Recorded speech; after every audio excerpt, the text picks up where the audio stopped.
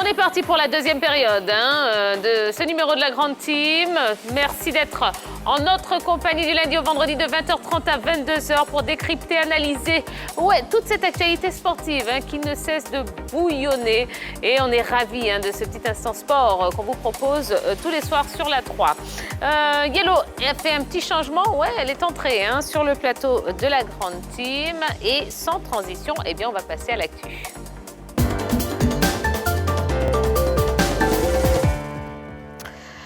La grosse actualité du jour, c'est la fin des éliminatoires de la CAN 2021. On connaît désormais les 24 sélections qualifiées pour la 33e édition de la Coupe d'Afrique des Nations, la CAN Total Cameroun 2021.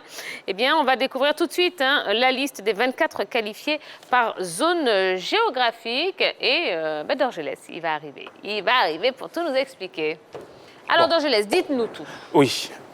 Bon, on va dire bonsoir. Non, s'il vous plaît. Allez, on va aller par zone. Pour l'instant, 22 qualifiés avant les derniers matchs de la 6e journée. Zone 1, on a Algérie, Tunisie, Égypte, Maroc. Zone 2, UFOA A, on a Sénégal, Gambie, Guinée, Guinée-Bissau, Mauritanie. Zone 3, UFOA B, Mali, Burkina Faso. Ensemble, on regarde Sénégal, on va aller Sénégal, Gambie, Guinée. Guinée-Bissau, Mauritanie, zone 3, Mali, Burkina Faso, Ghana, Côte d'Ivoire, Nigeria, zone 4, Cameroun, pays hôte, Gabon, Guinée équatoriale, zone 5, Soudan, Éthiopie, zone 6 à présent. Regardons ensemble Comores, Zimbabwe, Malawi, Tia. D'accord. Bon alors, messieurs, dames, quel commentaire ce tableau vous inspire ? Comme d'habitude, l'Afrique de l'Ouest part avec le plus grand nombre de formations. Voilà, c'est une habitude au niveau de la Coupe d'Afrique des Nations. Ça n'a pas changé. On a quand même des nations qui vont faire leur entrée pour la première fois, comme le Comore. Voilà, je crois que la Guinée... Les Comores, excusez-moi. Bon. Je crois que la Guinée-Bissau également est dans le même canevas. C'est un plateau assez relevé. Dommage, on n'aura pas les deux Congos. On n'aura pas également la formation de Madagascar qui réalisé de très belles performances en Égypte. Voilà, mais les habitudes sont bien et bien prises. Cholio. Oui, écoutez, il y a quand même des déceptions. Quand tu prends une équipe comme le Togo, les éperviers, pour moi c'est une déception, une énorme déception. Avec Claude Deroy, on a pensé que là... Boucler la boucle. Ouais, je pense que là, c'est vraiment fini. C'est vraiment fini. Ensuite, Madagascar, qui nous avait impressionné lors de la dernière Coupe d'Afrique des Nations, qui avait atteint les quarts de finale, et puis qui avait commencé très fort les éliminatoires de cette CAN 2021 ou 2022. Parce que là, ils avaient infligé un 6-2 à Niamey, au Niger. Et puis après, il y a eu la dégringolade. Moi, je pense que pour Madagascar, c'est le retour sur terre. Parce que Nicolas Dupuis a fait trop de bruit, beaucoup de bruit. Mais là, je pense que c'est quand même un retour sur terre. Ils vont maintenant se remettre au travail. On peut dire que l'Afrique est difficile et que les éliminatoires de la Coupe d'Afrique des Nations, c'est aussi souvent autre chose. Et puis, franchement, la RDC. La RDC, c'est une grosse déception. Parce que quand même 19 participations à la Coupe d'Afrique des Nations, 2 fois vainqueurs, qui sortent comme ça par la petite porte. Je pense que... Mais ce n'est pas une surprise, on l'a vu venir. Depuis 2015, ils ont fait une demi-finale. Ensuite, en 2017, ils ont fait un quart de finale. En 2019, ils sont sortis au premier tour. Et là, ils ne se qualifient même pas pour le tour suivant. Je pense qu'on a vu venir la chute de la RDC. Là, c'est l'occasion pour eux de rebâtir une nouvelle équipe avec une autre génération. D'accord. Henri Jo. Alors, au niveau des déceptions, je pense que quand même, ils ont cité pas mal de formations, mais on aura aussi l'absence du pays du nouveau président de la Confédération africaine de football, l'Afrique du Sud, qui ne sera pas présent, qui sera présente plutôt. Et puis, une autre grosse nation, la Zambie. La Zambie, il ne faut pas l'oublier, la Zambie a été championne en 2012. Elle a battu cette équipe de la Côte d'Ivoire au tir au but. La Zambie ne sera pas présente. Donc, c'est autant de déceptions sans oublier le Togo de Claude Leroy. Bon, cette équipe togolaise, on l'a évoqué, il n'y a vraiment pas de grands joueurs actuellement. Donc, voilà. Il a tenté un pari en misant énormément sur les jeunes. Et malheureusement, son pari Bon, alors, comme vous parlez de déception, moi je propose qu'on y aille zone par zone. D'accord? Commençons avec la première zone. La première zone, Algérie, Tunisie, Égypte et Maroc. Allez, déception de cette zone. Mais là-bas, il n'y a personne. L'absence de la Libye. Mais non, mais ce sont les habitués qui sont là. La Libye, c'est le petit poussé de la zone. Aujourd'hui, non, quand on prend un peu au niveau des clubs, quand même, les Libyens sont présents. Je suis d'accord Ils avec sont vous. présents. Les Libyens ont commencé à sortir, tout comme les autres pays de l'Afrique du Nord. Donc, quand même, c'est une équipe de la Libye qui, à mon sens, quand même, pouvait se qualifier. Hein. Non, mais c'est quand même sur un pourcentage quand même. Sur 5 Oui, mais bon, quand même, la Libye compte. C'est quand même sur un pourcentage, sur 5 pays maghrébins, il y en a 4 qui sont déjà qualifiés et des habitués. Donc, la Libye, pour moi, c'est pas carrément le grand Il n'y a flop. pas de souci, mais quand même, la Libye pouvait se qualifier. OK, zone suivante. Zone 2, Sénégal, Gambie, Guinée, Guinée-Bissau, Mauritanie. Bon, est-ce que là-bas, il y a une formation particulière qui ne s'est pas qualifiée? Bon, je ne pense pas. J'ai plus l'impression, on ne dira pas que c'est un carton plein quand même, parce qu'il y a 6 pays qui sont qualifiés. Non, Sénégal, Gambie, Guinée, Guinée-Bissau et Mauritanie. Ça fait 5. Merci, 5 pays. Donc, voilà. je pense que la belle surprise plus là-bas, c'est la Guinée-Bissau. Hein. Donc, je pense que là-bas, il n'y a pas de déception. Et puis aussi, il faut la Mauritanie aussi. La Mauritanie qui revient pour la deuxième Oui, ça, ce sont les belles surprises. Elles ont parlé de quand même deuxième fois de déception. suite. Deuxième fois de suite. Donc, C'est une performance quand même à saluer. Ça montre qu'il y a du travail qui est fait par Mediaya depuis son arrivée à la tête de la fédération. Une première qualification, l'organisation de la récente Coupe d'Afrique des moins de 20 ans. Et puis une deuxième qualification, une Coupe d'Afrique. Quand même, ça montre que ce monsieur, là, depuis son arrivée, est en train de travailler à la tête de cette fédération. La Mauritanie a une équipe qui est relativement jeune. Hein, donc, ils ont un bon groupe qui est en train de grandir. Et qui évolue aussi dans le pays. Ce ne sont que des locaux. Voilà, et je pense qu'au fur et à mesure, c'est une nation qui va s'habituer à ce genre de compétition. D'accord, troisième zone. Troisième zone, Mali, Burkina Faso, Ghana, Côte d'Ivoire, Nigeria. Moi, je pense que c'est là où on parle de nos amis togolais, nos amis béninois qui sont, je dirais, pour l'instant en suspens, parce qu'on ne sait pas s'ils vont parvenir à se qualifier, et qui sont dans une confrontation directe avec la Sierra Leone. À part cela, je pense qu'on en parlera demain, parce que tout ne s'est pas super bien passé. Hein. C'est une rencontre entre un membre de l'UFOA et un autre de l'UFOA-B. Hein, parce que le Bénin est au niveau de l'UFOA-B et la Sierra Leone est de l'autre côté. Bon, si la Sierra Leone ne part pas en Coupe d'Afrique, bon, c'est une équipe. Quand je pense Sierra Leone, je pense à Mohamed Kalon dans les années 94. C'est dire qu'il y a très longtemps que cette formation n'est plus apparue sur l'échiquier continental. C'est plutôt le Bénin qui a réalisé une belle performance lors de la dernière CAN, qui a éliminé le Maroc d'Hervé Renard, qui est plus attendu à cette compétition. Donc, ce serait plus une déception du côté béninois que du côté sierra-léonais. Donc, on attendra de voir ce que cela va faire. Le président sierra-léonais a promis 20 000 $ en cas de qualification à chaque joueur.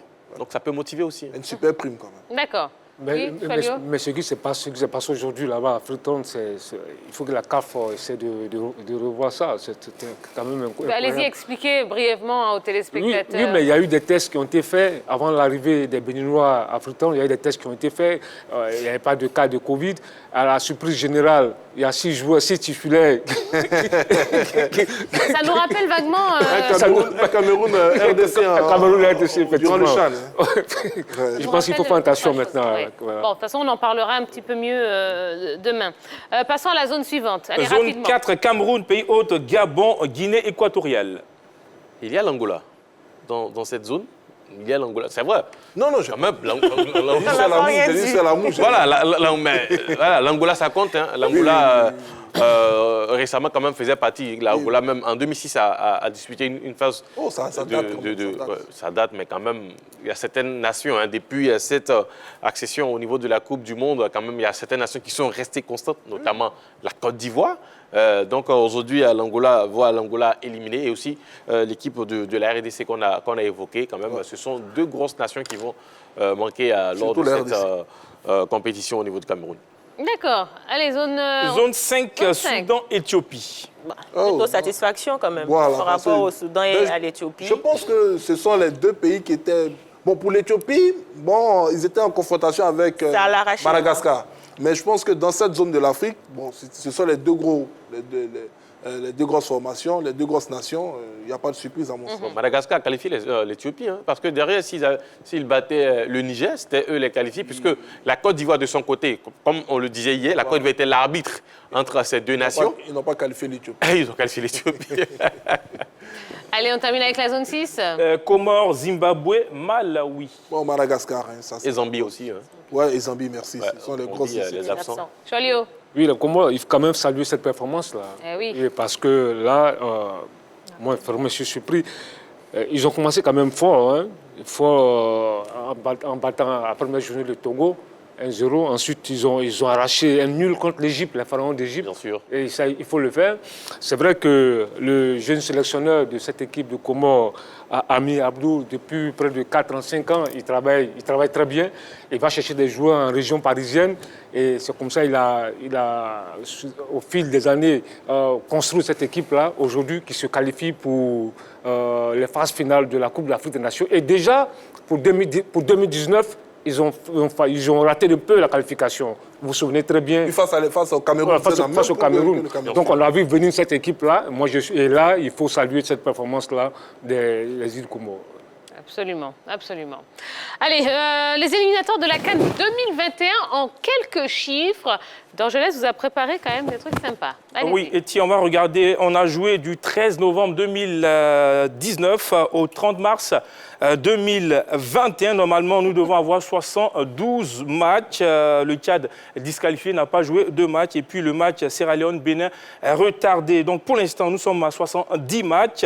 Sans les buts des équipes du groupe E, F et L, nous sommes à 249 buts marqués dans ces éliminatoires. Meilleure attaque, c'est l'Algérie avec 19 buts marqués. Meilleure défense, le Maroc, 1 seul but encaissé.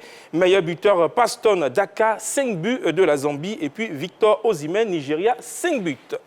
Bon. Ben, merci beaucoup. Je pense que Aurier n'est pas loin. Hein. Je pense qu'il a 3 buts. En Zambie, un meilleur buteur, mais la Zambie qui est éliminée. Ouais, c'est ça. Comme quoi. Comme quoi. Alors, comment est-ce que vous avez trouvé le niveau de ces éliminatoires, hein, quand on sait que la crise sanitaire a quand même pas mal chamboulé le programme initial? Choualio.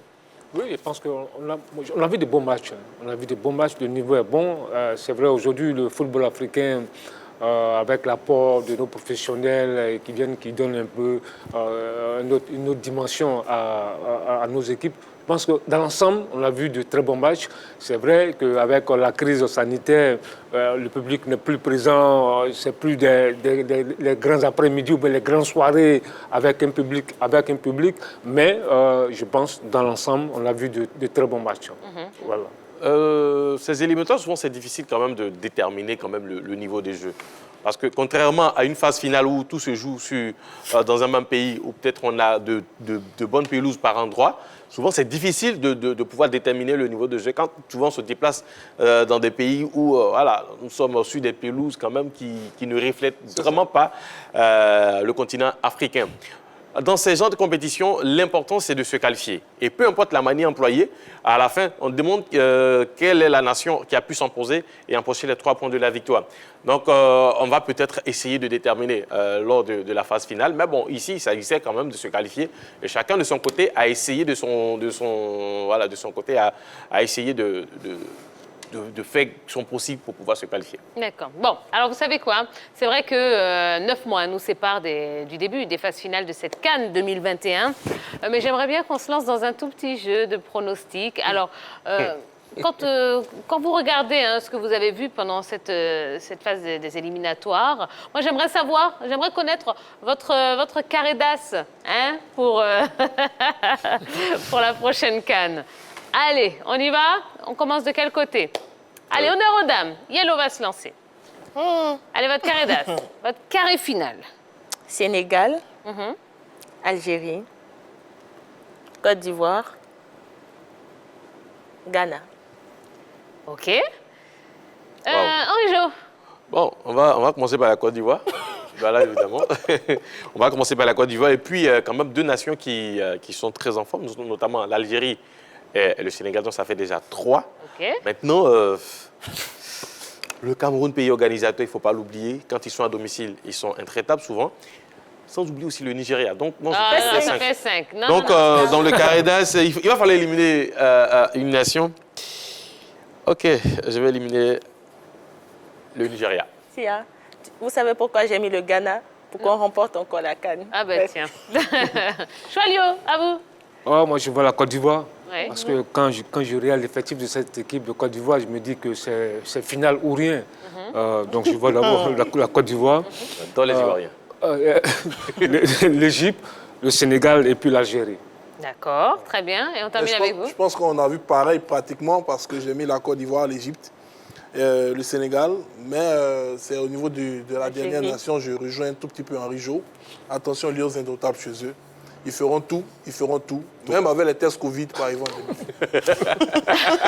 Oh, arrêtez. Bah allez, vous savez quoi?